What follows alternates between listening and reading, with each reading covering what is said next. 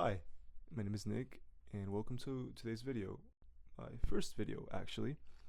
Um, just some quick background before we get started. I will be interviewing a friend of mine named Tim, who is actually one of the biggest reasons why I'm doing any of this in the first place.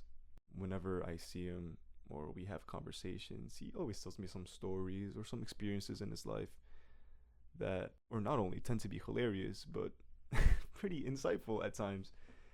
And I thought, hey, why don't I try to find a way to preserve this or document this, his experiences, his stories, at least a tiny fraction of his life and of what he's telling me.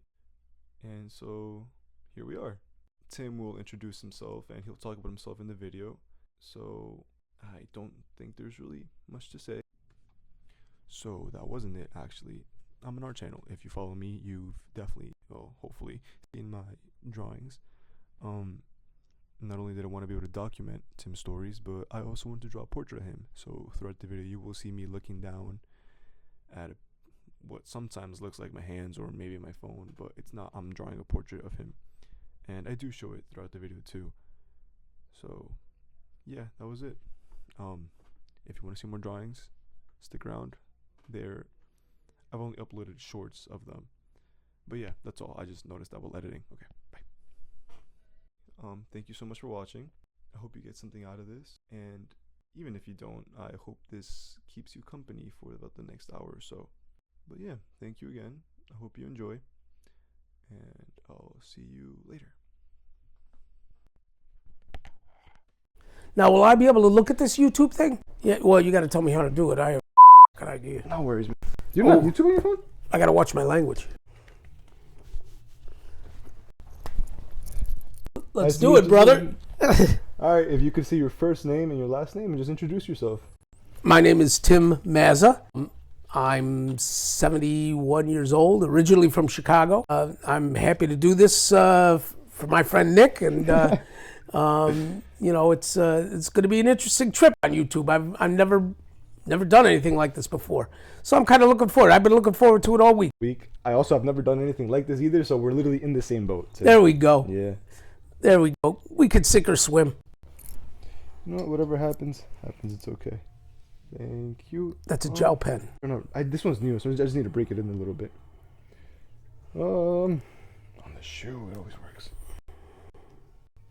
There we go. All right, Tim. So I am interested in a lot of your stories because whenever we talk, it's always super late. It is. I can never actually. You're always coming back from the gym. You're all sweaty and stuff. You know. It's so bad. I mean, there's not a lot of stories. There's stories. Come on, Tim. Come on. Part of my life has been very interesting. I was in the Navy I was in the submarine service from 1973 to 1976 on a fast attack submarine. Most of the time we played spy.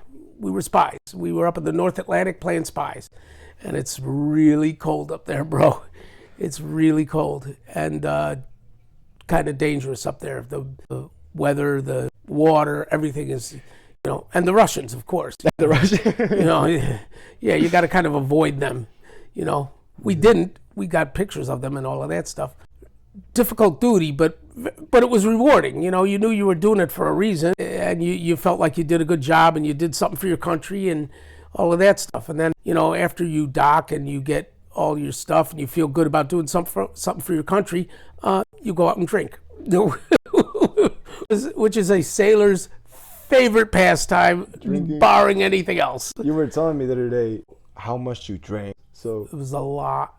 I tested my liver for 3 years, especially after you get done, after you come in from a run, after you come in and you go to port and all of that stuff. You let yourself go and you just like go crazy. There's partying and drinking, and then all the stuff that goes along with the drinking. You know, getting thrown in the drunk tank at jail and all of that sort of thing. Yeah, drunk tank. That sounds kind of fun. Oh, yeah, it's kind of fun until the guy next to you is throwing up all over the place. But you know, I had a really great time.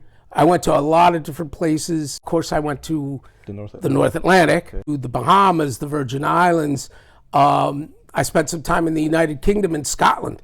at the Holy Loch in Scotland. We go over there, and let me tell you something.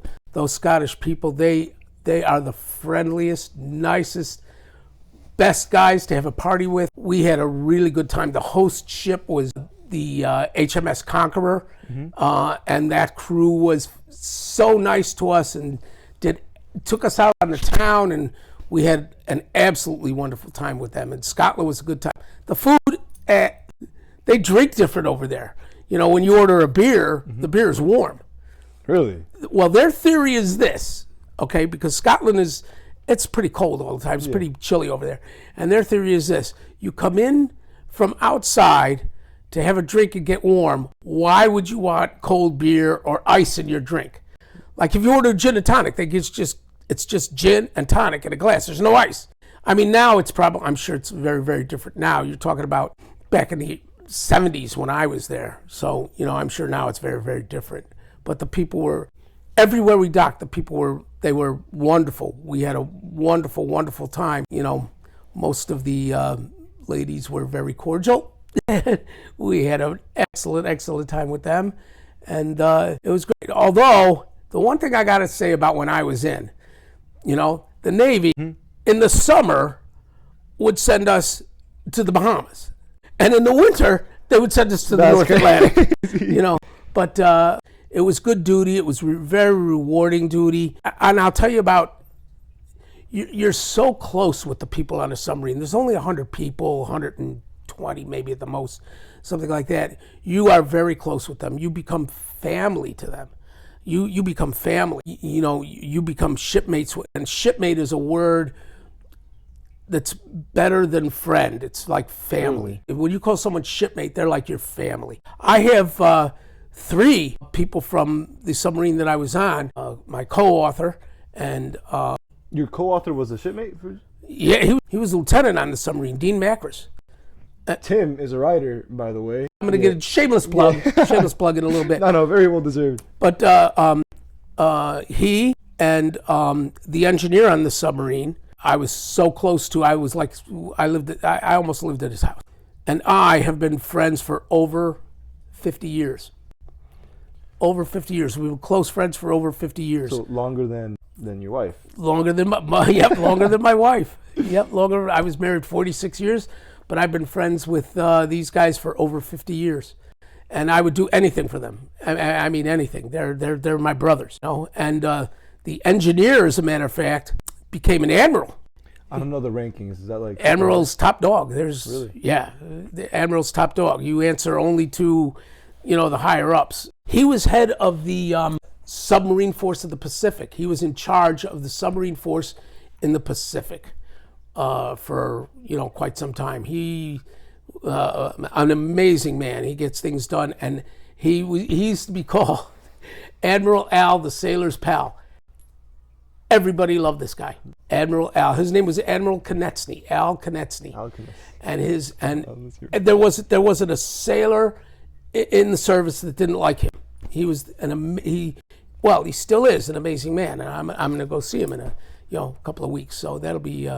Where were you going again? Was that Connecticut? Yeah, we're going to Connecticut. Yep. I'm getting my Holland Club pin, which means that I got my dolphins for over 50 years. So I was qualified in submarines over 50 years. People in the submarine service, number one, they volunteer. Mm-hmm. You don't get just put in the submarine service. Oh, so you have to volunteer. And then when you get on your submarine, okay, you do what they call the qualifications. You know, to get the dolphins that I'm, you know. What are the dolphins? Dolphins are the only way I could explain it is, I guess they're sort of equivalent to wings that a pilot gets, but on a submarine, in order to get those dolphins, you have to learn everything on that submarine, every aspect of work, every piece of equipment.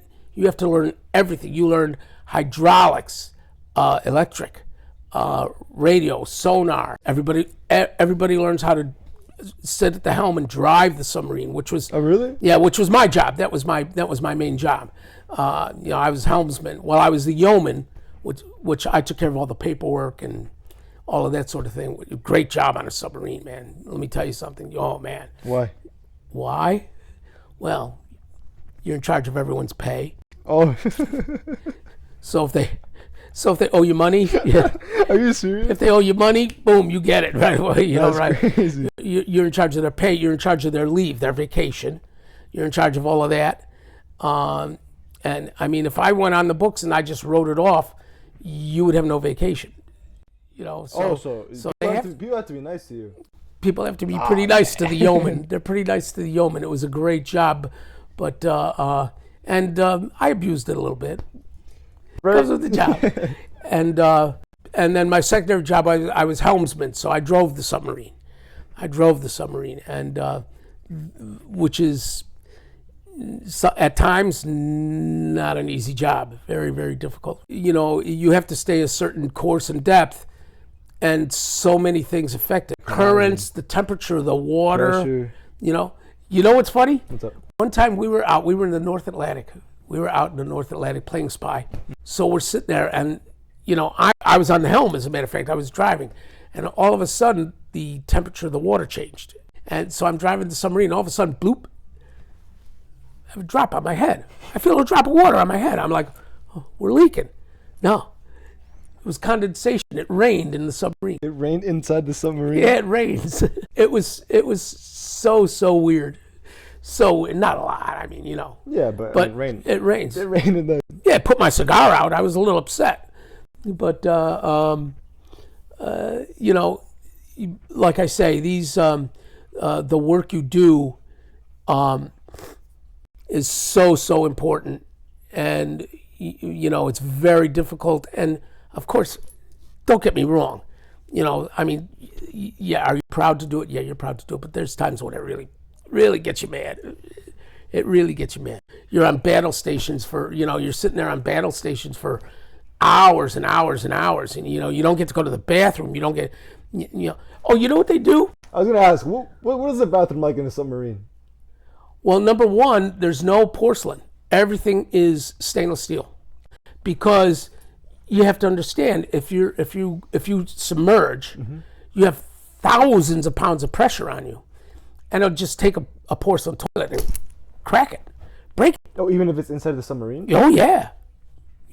So everything is stainless steel, and I cannot tell you how clean the inside of a submarine is. You have perfect water, perfect air, because the air that's inside the submarine, don't forget, you can't just go up and get air anytime you want. So the air inside the submarine goes through what they call scrubbers and burners and all of this sort of thing, and it just cleans the air 100% clean. So you're breathing perfect air. Weird, like even if you have a cigarette or a cigar or whatever, it tastes a little bit different because the air is perfect. And the water, you make your own water. Here, I'll tell you a little bit. On a submarine, you only have 100 or maybe a little more than 100 people. The food is phenomenal. On a submarine? Phenomenal. I mean, phenomenal. One of the perks of being on a submarine is the food is amazing. You get fresh baked bread every day, fresh sweet rolls. Well, I mean, you run out of fresh vegetables and stuff like that, but everything. Pizzas, and you have 4 meals a day. 4 meals? Yeah, you have 4 meals because you have 4 watches. You have, an early morning watch, an afternoon watch, an evening watch, and then a late watch, which is called mid-watch, which is like midnight.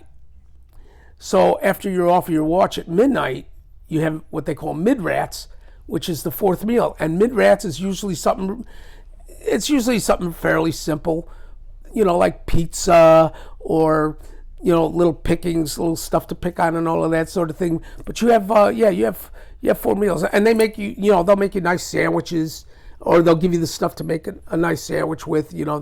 They give, cold cuts and all of that sort of thing. The only thing that stops a submarine from being out forever, because you're making water, you're making air, all of that stuff. The only thing that limits you is food. When you run out of food, you run out of food. That's it. But which we never did. We But came it's close happening? one. We ccame close one time. We were eating spam for a couple of days. That kind of bothered me. But Oh man. yeah, it was terrible. But you know, the food and the guys that make it and all of that stuff, they take pride in it.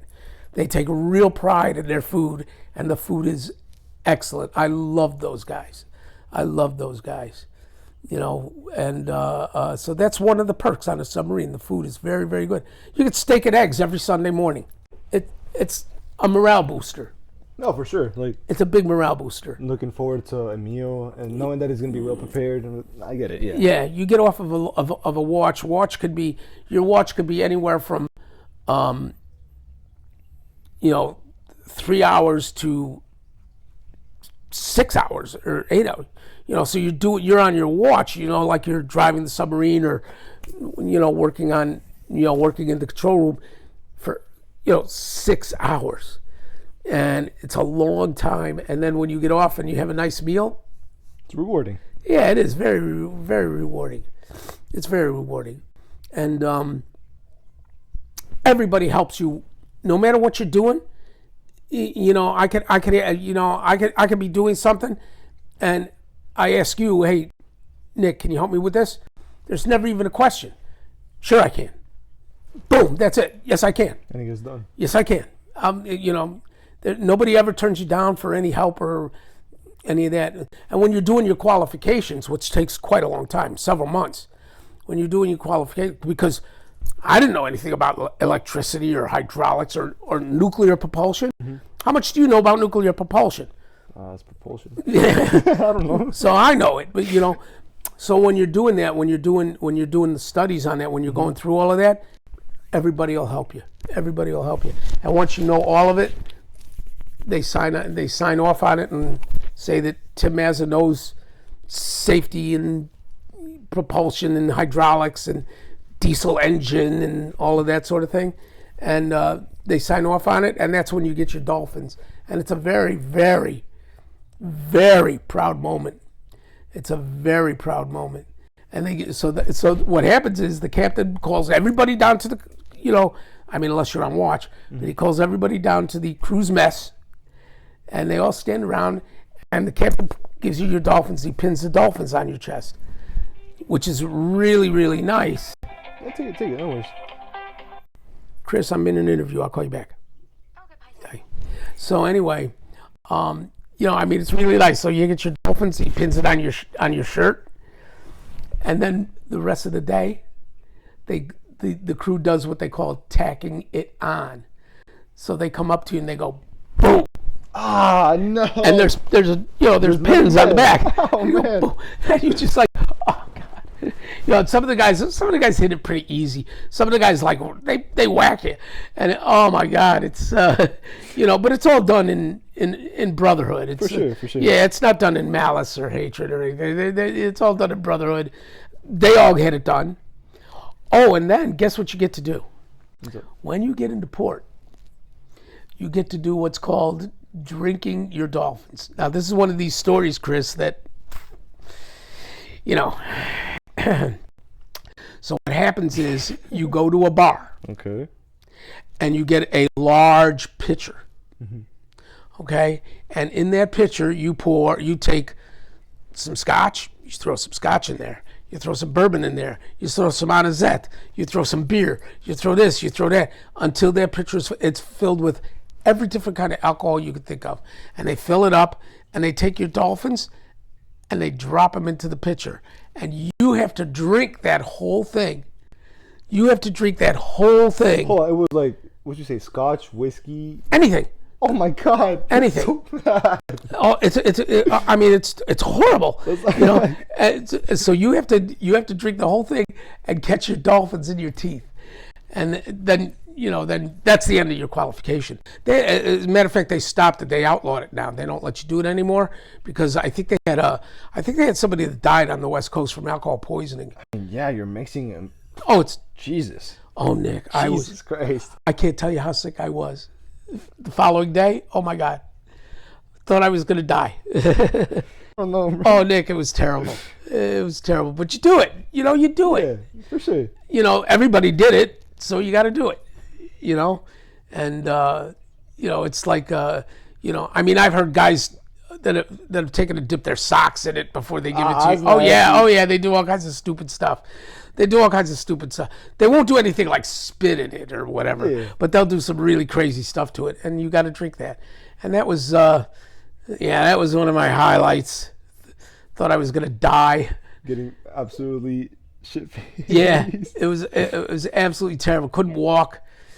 You know, I could barely see. And the only good thing about it is they the next day they let you have off of work.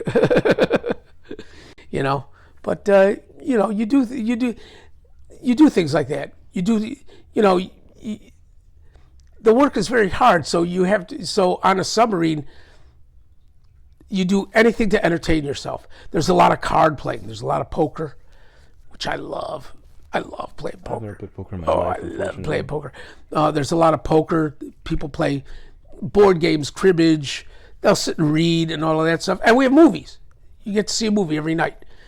There's a movie every night. You know, some of them are first run, some of them are old, but at least you get to see, you know, you get to see a movie.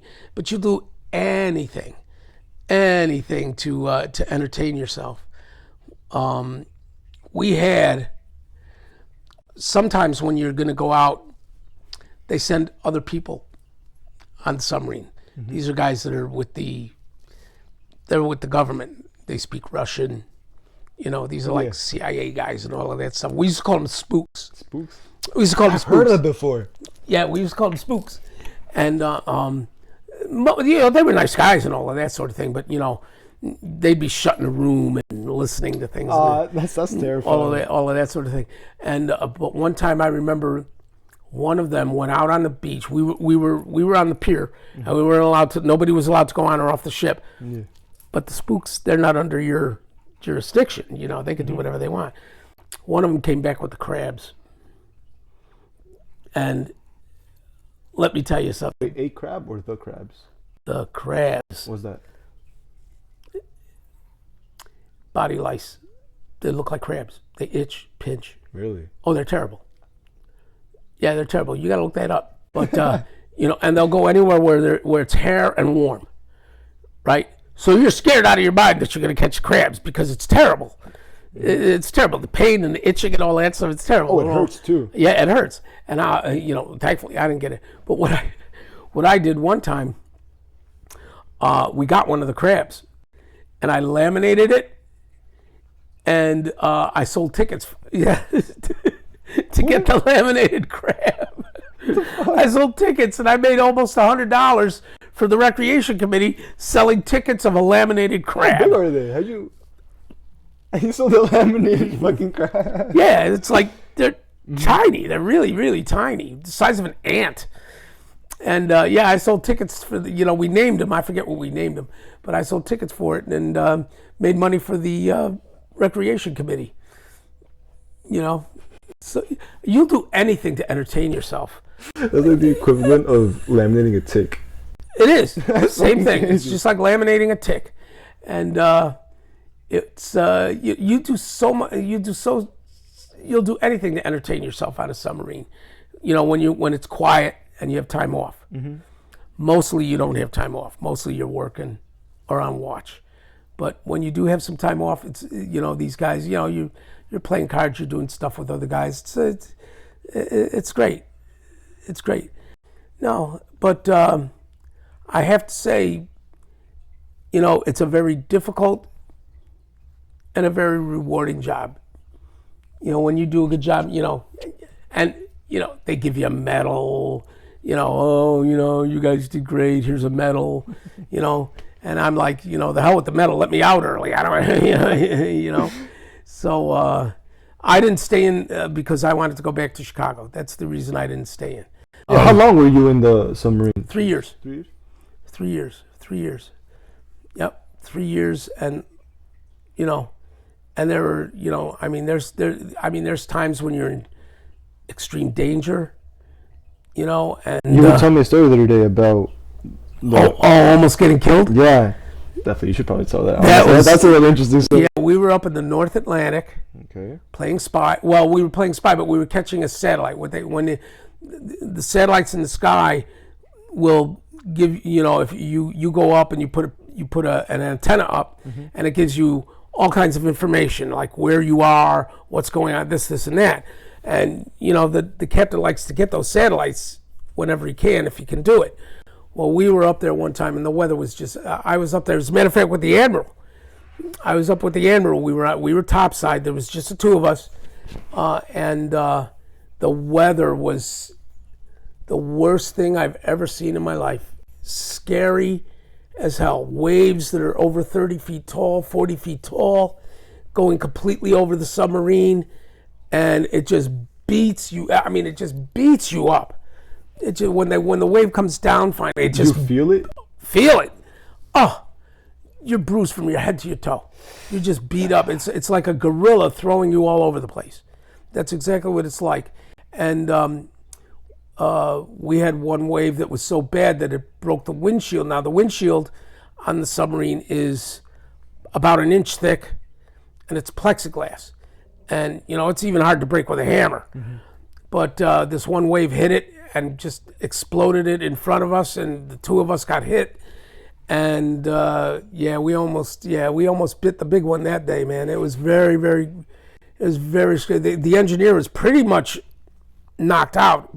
I was holding on to him because you have a harness on, but I was holding on to him because if he falls down the trunk, he could hurt himself and get killed. So I was holding on to him, and trying to get down and all of that stuff. And they closed the lower hatch on us. So when we got down, we were like over waist deep in water. We're like, come on, drain the water out and say we want to get in the submarine, and all that stuff. But it was very, very difficult. But we caught the satellite, thank God. So and my reward for that, for almost getting killed twice, my reward was one little thing of medicinal brandy. That's what I got. Because there's no alcohol on a submarine. You can't have any alcohol. So, but the corpsman, the doc, he has medicinal brandy. So the engine I got 2 little shot glasses of medicinal brandy for, almost getting killed. But we did it. We did our job. All of that sort of thing. And I was like, medicinal brandy, that's what I get? Oh, God, But, tremendously difficult work, and I would do it again. I would do it. I would do it again. I would do it again for you. I really would. I am dying to go on the helm and drive a submarine again. Really? Yeah. Oh, I'm dying to do that. But they're not the same anymore. They used to have, on an airplane, how they have the okay, and you go back and forth. Yeah. That's what I had. I had a thing. I went back and forth, and it, drove left to right and all of this sort of thing. And all that. But now, from what I understand, the new submarines, they don't have that. They have a joystick. What the fuck? They have a gaming. It's like doing a game, And I'd love to. I haven't seen them, but I'd love to go down and see them. Maybe I'll see them, at the end of the month. I mean, I'm sure you could ask someone and be like, yeah. They don't like to put. They don't like. Oh, really? Yeah, they don't like to put people. Like. I got you. But I'd like to do that. I'd like to drive it one more time, just one more time. I don't care. I don't even have to dive deep. 50 feet, that'll be fine with me. No problem. But the new submarines are so quiet, Nick. You cannot hear them. Let me tell you something. When I was in the submarines, a Russian submarine, you could hear a Russian submarine from our house up to the North Atlantic. They were so loud, it was unbelievable. But the submarine I was on was very quiet. I was on the William H. Bates. William H. Bates. William H. Bates, yeah. He was a congressman that, I guess, acquired funds for the submarine service and all of that. So they named a submarine after him. But that was, it was a big part of my life. For 3 years, it was a very, very big part of my life. And like I say, I'm so happy to have these friends for over 50 years. I can't imagine that, man. Yeah, and That's these crazy. are and these are guys that I would do anything for, and you know, and that's it. That's probably the most interesting part of my life. The rest is kids and wife and my wife Hey, and man, I mean, Cindy. 46 years. 46 years with Cindy. 46 years. I was married to my wife. She just passed away not long ago, and I miss her every minute. And she was a great partner, brilliant. Cindy was brilliant. Okay. She would tell me about like her job. She was She was a nuclear histotechnologist. yeah. She was a histotech, and absolutely brilliant. Except, Nick, it was so funny. You had a 50-50 chance of her knowing her right from her left. Honest to God, this woman was brilliant, and all of this sort of thing. And she'd say, turn left, and I'm like. I'm like, Cindy, that's right. And she goes, oh no, well that left, go right. She was funny. Oh man, she was funny, fantastic cook, great mother. She was, she was fun. She'd been around with me for a long. She was around with me for a long time. She worked very, very hard, and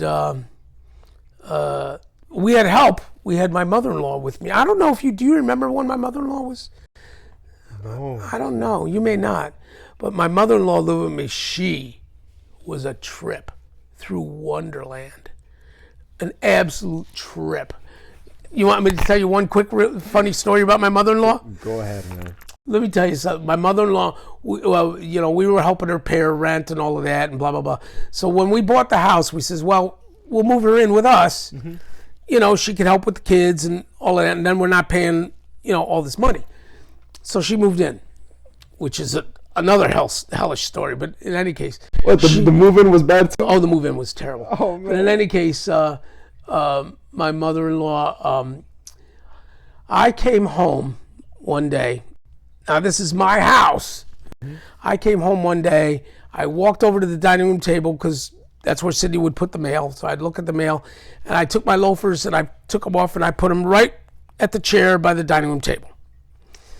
So about an hour later, my mother-in-law comes out and she says, whose shoes are these? So now, me. Me. So I said, let me see. I said, they're not yours, right? No she way. says, no. I says, they're too big for Nicole, because Nicole was a toddler. You were asking for trouble. Oh, I was asking for trouble. So I says, they're too big for, I says, I don't think Cindy wears loafers. I don't think she wears, those kind of shoes. I says, wow. I says, you know what? I think they're mine. And so my mother-in-law looks at me, and she's like fuming. She looks at me and she says, well, they don't belong in the dining room. Go put them on the porch. So I'm like, in my head, I'm going, hey, this is my house. I'll put my shoes wherever I want. So I said to my mother-in-law, no. That's where you're going. So she says, okay. She picked the shoes up, opened the dining room window, and threw my shoes out into the driveway. She says, now they're not in the dining room. And she walked in the kitchen and cooked macaroni. That was my mother-in-law. She was a trip. Yeah, she had you beat. Oh, she had me beat. You could not beat my mother-in-law. Forget that. You couldn't beat her at all. At all. She was. When we moved, she would take, like one thing, hold it up, put it in the box. Oh, this isn't heavy. Put it in the box. Take another thing, pick it. Oh, this isn't heavy. Put it in the box. Well, 40 not heavy things weigh quite a bit. They weigh quite a bit. And then when she contracted the mover to move her stuff from her apartment over to the house here, she tells him, you're just moving furniture, no boxes. I had to move all the boxes. I was like, what? Why would you tell them not to move the boxes? She says, why? She says, you got to pay for that. I says, so you're gonna kill me For a couple bucks. you're gonna kill me for a couple dollars to save a couple of dollars. But that was Mom. She was a trip. She was a trip. Where is she now? Did she pass away? Oh, she passed away several years ago. Yeah. Oh man. Yeah, she paid. Yeah, she paid. Yeah, and you may not have been here when she was here.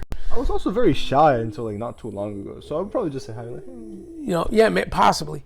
But she used to, like everything you did, she would watch you. She would, oh, she'd keep an eye out. Like, always keep an eye. She wanted it done a certain way and all of this stuff. So what she would do is, like, say, if I was mowing the front lawn, I'd be mowing the lawn. But what I used to do so that I didn't hear her, I used to put earphones in my ears. I wasn't even playing anything, but then I could say, Mom, I didn't hear you. And she used to watch, and she used to make sure that, like if I mowed the lawn this way this week, I had to mow it this way the next week. Oh, really? She would hold me. Oh yeah, she was crazy. Yeah, Mom was crazy. Mom was crazy. She was, unbelievable. But a sweet person, great cook, and she was a big help when, we had, the baby, and with two of us working, she would clean. She would clean the house. She would make dinner and all that sort of thing. She did the laundry, because you come home, and you don't want to do laundry. You don't want to do laundry, but so she did all of that. So it was a good working relationship. It was a good working. She made great macaroni, excellent meatballs. I've never had homemade macaroni. You haven't had homemade macaroni? Oh man, I think the best macaroni I've had. Nicole made it the other day. Homemade. I dream of homemade macaroni. Rolled it out. Next time she makes it, I'll send a bowl over to the house. I would pay for that. You don't pay me anything. Yeah, she would. It's lighter than regular macaroni, and next time she makes it, she made it with Harlow. Harlow made it. Harlow was cooking. Really? Oh yeah, she was rolling out the dough and cutting it. Yeah. And she's 3. She's like tremendously social. I can tell. Yeah, I'll tell you a funny story. When Cindy passed, and we were over at the wake. Yeah. Okay. And everybody's, you're on the edge. You're not your normal self. You're sitting there. You're sad. Blah blah blah blah. So anyway, people are all in the room, and they're sitting and all of that sort of thing. Harlow came in the front door of the funeral parlor. She came in and she walked up to me and gave me a big hug, Papa. So she gives me a big hug. And you know what she does? She goes to the entrance of the room and she goes, "Hi, everybody." And everybody just broke up. And she went to almost everybody in the parlor and said, "I'm Harlow. Who are you?" Really? Oh, yeah. She's 3 years old? She's 3. That's great, man. Yeah, she's 3. She was, so oh my God. It lightened the mood, and it was great. It was great. She is a pip. That kid is a pip. Yeah, but that's like sociability too is great for like as you're growing up because they just learn to communicate with people. Yeah. And I say that because I wasn't like that when I was younger. Oh, you were I was shy? very shy, like anxious, and once you reach middle school, like 13, 14, it just takes a toll. So it's you guys. I don't know. It's just you learn to be social. Yeah. You learn to be social. A lot of people, if they're very attached to their parents and all of that sort of thing, they're not. They won't be social. But Harlow, boy, she doesn't have that problem. Now, Lily won't say hi to anybody. Lily's very, so like you say, when she gets like into 13 years old, 14, she's only 9 now, the little diva, but once she gets up there, then she'll break out of her shell. She'll be all right, and all of that sort of thing. It's sad though, because sometimes people, I'm sure, you guys are great, you'll support her, Lily will be fine, but some people don't break out of their shells. Like, I know people from my high school, from my middle school, who haven't changed, like, in the past 6-7 years. Really? You know what, Nick? I think years ago, I'm from the 50s, 60s, and I think years ago, the problem wasn't as prevalent. Do you know why? We were outside. We didn't have video games, phones. We didn't have anything. You went outside. You played ball. You played marbles. You did this. You did that. You were out. You were out with all your buddies. You had a posse that you hung out with. Your buddies. 5 or 6 of you, and stuff like that. And now a kid could shut himself in the house and entertain himself all day. For hours, man. Hours and hours and hours. I used to be like that too. And I think that back, several years ago, 50 years ago, whatever, kids had to be social. Or was they had nothing else to do? Couldn't sit in the house. What are you going to do? Sit in the house? I mean, what did we have? 5 stations on the TV? Yeah, we had like 5 stations on the TV. Remember? Yeah, and it was black and white. So other than Saturday morning cartoons, who the hell wanted to watch TV? So you would run out. I mean, we would go on a Saturday. We had chores to do, so you had to get your chore done. Yeah. We were playing basketball or baseball or marble. We were, maybe in the front of the house or whatever, and it was a much simpler time, but it was great. It was great. I mean, I still have, as a matter of fact, I talked to him yesterday. I still have 2 friends from, let's see, second grade, Nick. So I was 8 years old? Yeah. Kindergarten 6, first, yeah. 8 years old. I have 2 very close friends that I talk to on a constant basis. Very close friends in Chicago that I've been friends with since second grade.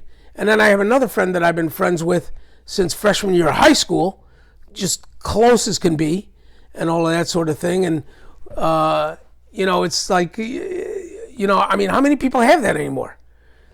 I mean, God bless you. I hope you have your friends for 1,000,000 years. Okay? I hope you do. Because it's important. Mm-hmm. They support you, and they slap you around when you need it. And all of that. But it was a much, much different time. It was a simpler time. You know what else? I have a theory because, I'm old. We have theories. When I was a kid, like say in my 4th grade, right? You could walk in my 4th grade classroom and there were maybe 2 fat kids. Or overweight, whatever you want to, 2. Okay? Have you seen the kids at school now? I mean, they sit at home and eat junk food and play on their phones. They get no exercise. And what do you call childhood diabetes is a big thing now. Dude, the numbers, I forgot exactly because I did research. I'm doing nursing. Well, you're doing nursing, yeah. So you're starting to learn all this stuff. Yeah. The numbers are crazy, and it's in kids too that it just goes up higher every year. Is that nuts or what? We never had that when we were kids. Never. And believe me when I tell you, I ate crap when I was a kid, and all of that stuff. I didn't walk outside with a celery stick, but you were outside playing. You were outside. You weren't constantly eating. You weren't constantly. You were more. You weren't sedentary. Yeah, you weren't sedentary. You were active, and which I think is a very, very important thing. Very important thing. That's why I love to watch. I love to go down to the corner and see the little kids playing baseball or, little kids playing soccer. Mm-hmm. They're out there doing something. Thank God.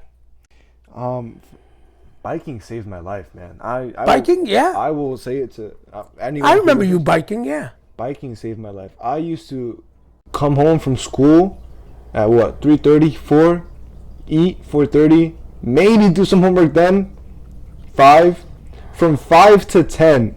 Video games every single day, man. Video games, yeah. Every single day, 5 hours. It's crazy, Mom. But I would look forward to that every single day, especially during like May, June. It was some of the happiest times like in my life up to now have been biking. Biking, Amazing. great. It's a great sport. Got me. It's a great sport. My co-author. Oh, here, shameless plug. Here's the book. Hold on, one second. But here we go. If you want to be sedentary at home, and video games are not the way to go, read. You should read. This is my book that I wrote with another submarine sailor, Moral Revenge. The story is unbelievable. It's an excellent, excellent story. You'll love it. So do that. Don't play video games. Read a book. Come on, turn pages. Get a little exercise with your thumb. So anyway, my co-author, his son makes racing bike wheels. I mean, his wheels are like one wheel. It's like, I don't know, $1,800. Jesus Christ. The bike market is actually absolutely insane. Like for a decent bike, it's like thousands of dollars for like a mountain bike. And I mean, that's crazy. 'Cause for me, all my bikes were Walmart bikes, So I wanted a good bike. I think it was like 2 years ago. And so I started looking up. First time ever looking for, like brand bikes. I almost cried. It was so bad, like $2,000. Yeah, where am I gonna get $2,000? I had a bicycle that my friend's dad gave to me.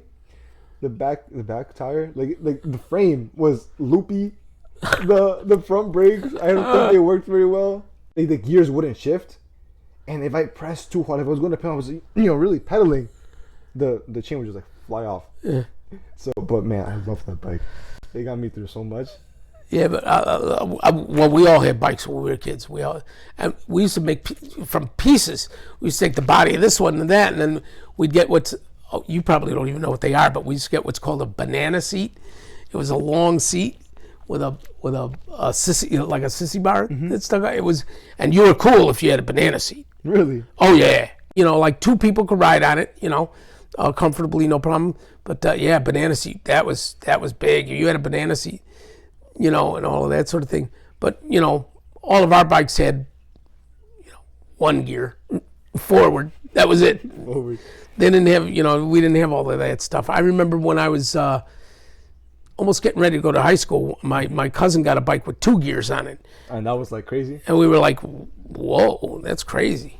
He got a bike and all of that stuff. But yeah, we used to like go around and find old parts and stuff like that and make bikes and scooters and go-karts and all of that stuff. We'd be in the yard. But my father used to get so mad because he could never find any of his tools. We had them all over the damn place. All over the place. But it was fun. It was, you were outside. You were, you were doing stuff. It was great. But from back when I was a kid to now and it should be different. I mean, and don't get me wrong. I have no, video games, the computer and all that. That's great stuff. I mean, it's great stuff. Technology is, you could get information. Yeah, look, technology, you get information just like in a heartbeat. Anything you want to see and all of that sort of thing. And it's great. It's great. But anything could be overused. For sure. Anything could be overdone, There were times when I sit and read a book for hours and I guess this is literally the same thing as, you're getting information from a book, but also what is reading Harry Potter for 7 hours doing for your body, Yeah, it's true. It's entertainment. You're right. So you're right. Everything in excess. Yeah. Definitely can. But reading, what I like about reading is you're reading it. You're the one that has to picture it. That I used to love that. Like I said, and I haven't read that much as I used to before, but I still have to read the book. But you're the one that has to picture it, and it becomes personal to you. The way like authors have of putting you in a moment, and like you said, making it so personal to you is like when you read mine, you'll feel like you will feel like you're on a submarine. You will feel it. You'll feel it when you're driving.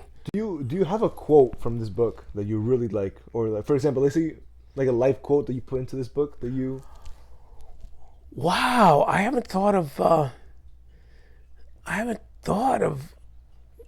I mean, I mean, it's got a lot of nice stuff in it and all of that. But you know what? I'm glad you asked me that. I'm going to have to check it out, because the book, it's a submarine book, but you know what it is?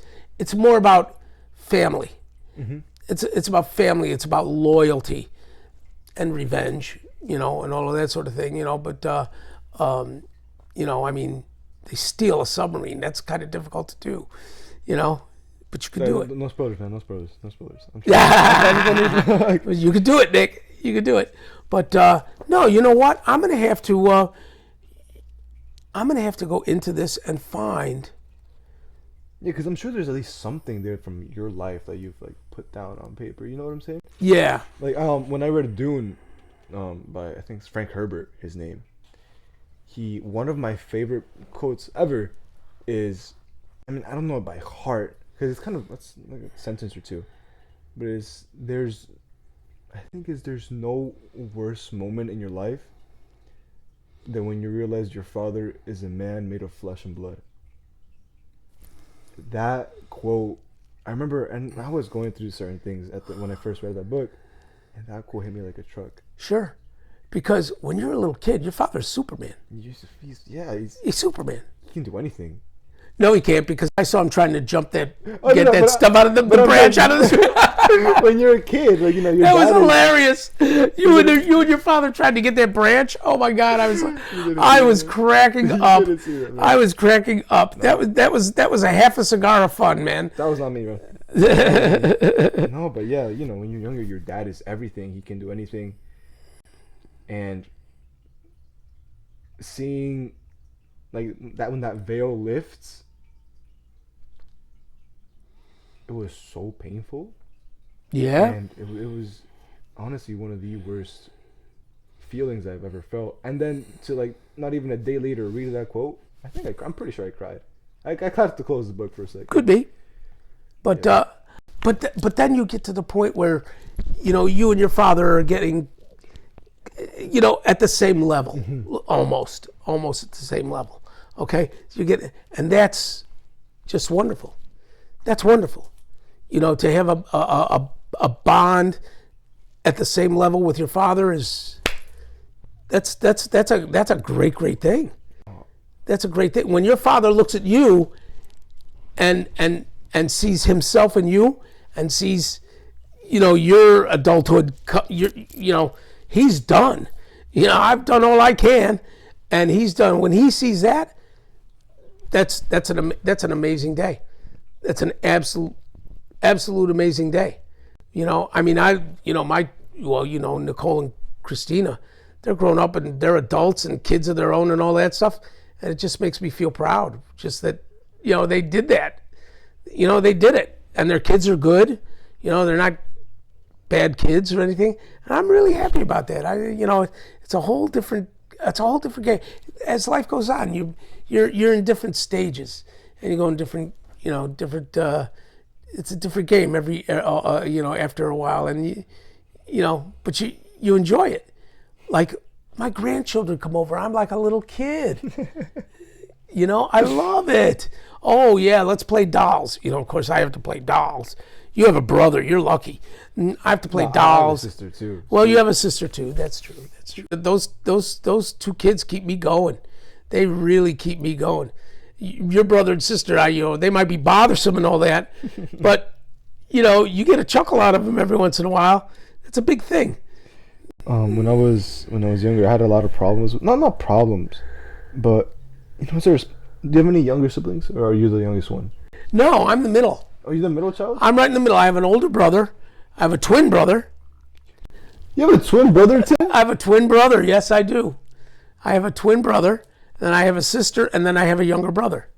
But yeah, I have a twin brother.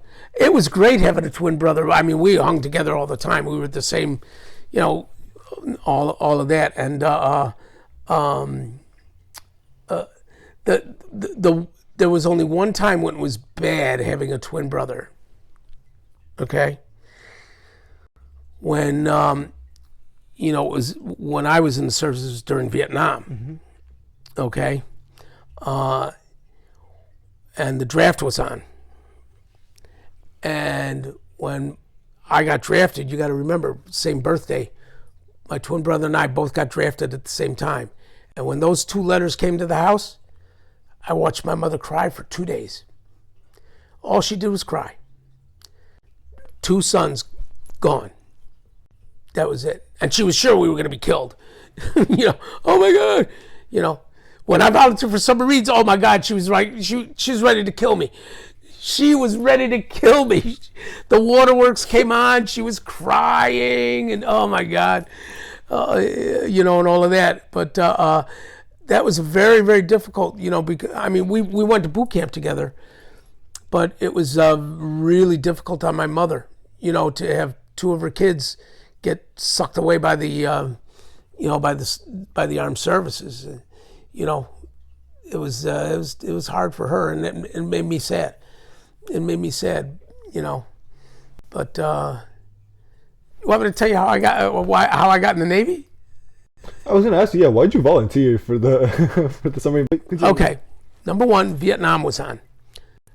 There was no way I was going over, walking in a rice paddy. I wasn't going to go do any of that crap. I didn't mind shooting people and killing them. That doesn't bother me at all. I have no problem with it. But I was not going to go and have to worry about me getting shot in a rice paddy somewhere in the middle of it. So my twin brother, he agreed with me. And he said, okay, when you get drafted, you get a certain amount of time to join another branch of the service other than the Army. Mm-hmm. So my brother and I, we went over to the recruiting center, and we were supposed to meet some friends for drinks, right? So we went over to the recruiting center, and the first one there was the Army. I didn't go there.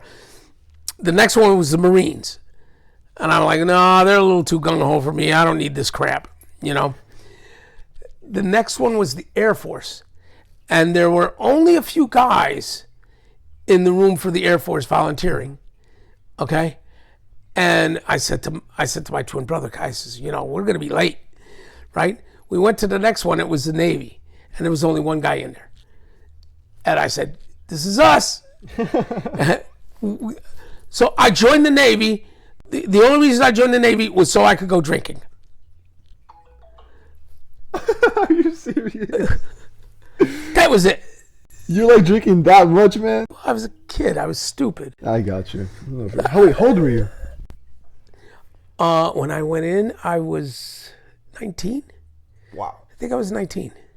I just turned 20 this January. Yeah. So. Well, there's no draft. You don't have to worry about it. No, but I can't imagine having to handle that at 19. I'm going to tell you something. I'm old, so I'm going to tell you this is old, wise stuff. You can adapt to anything. You can, if you have to. Okay? Life and death. You could adapt to anything. Okay? If all of a sudden you had no TV, you would adapt. You would survive. You wouldn't die without your, television. You know what I'm saying? Yeah. You could adapt to anything. Anything. If you have to, you could do it. It's that's the way it is. Well, you would hope you could do it. Otherwise, everybody would die. But you know what I'm saying. If you could adapt to anything. If you have a loved one die, you could adapt to that. You're going to be sad and all that, but you could adapt to it. Like I say, if you have a job change or something like that, you could adapt. You have to. You have to keep putting one foot in front of the other and move forward. That's all there is to it. And you could do it. You're a strong guy, Nick. I mean, look at you. You have 100 balls in the air doing all kinds of things. You're doing YouTube videos and nursing and, all of this stuff. You could do it. It's a matter of you have to. So, I mean, hell. You got a bazillion guys that had to go to war, and they had to do what they had to do.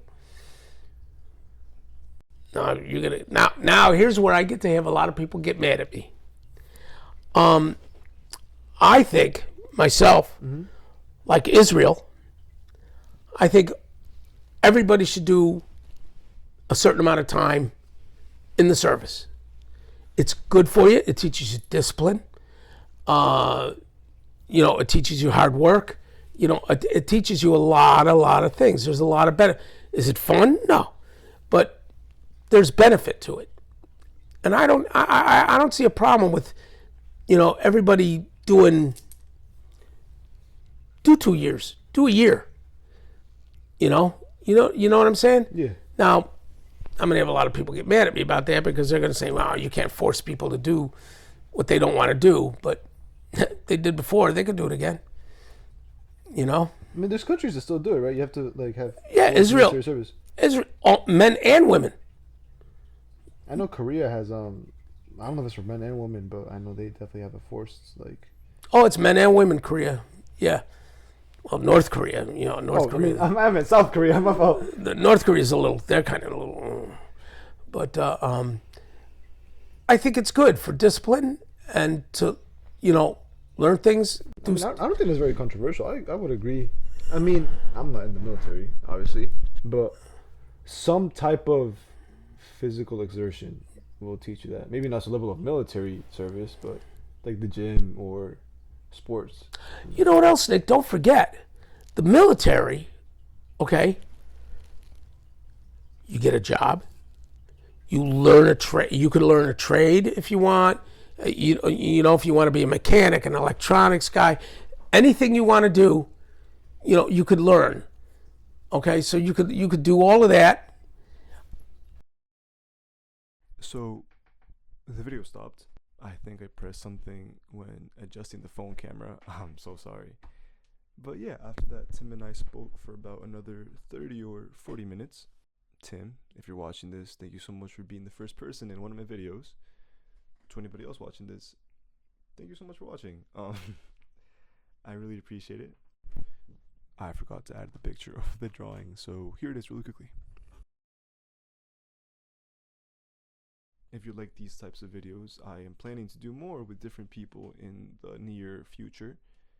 If you guys like art, I draw also, so follow my social media. If you don't, I post some shorts on here too, but that would all be in the description and everything. If you have any ideas or recommendations, let me know.